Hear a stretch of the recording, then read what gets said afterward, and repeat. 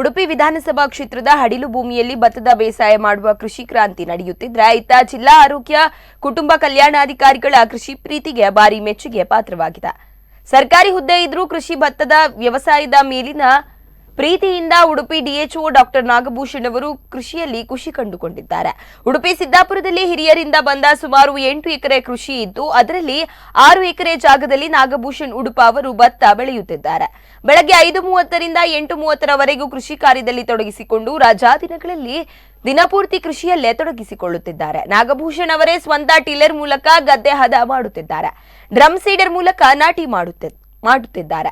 ತನ್ನ ವೃತ್ತಿ ವೈದ್ಯಕೀಯ ಆದ್ರೂ ನನ್ನ ಆಯ್ಕೆ ಕೃಷಿಯಲ್ಲಿಯೇ ಖುಷಿ ಇದೆ. ಲಾಭವೇನು ಅಷ್ಟು ಇಲ್ಲದೆ ಇದ್ರೂ ನಷ್ಟವೂ ಆಗುವುದಿಲ್ಲ ಅಂತಾರೆ ಡಾಕ್ಟರ್ ನಾಗಭೂಷಣ್ ಉಡುಪರು.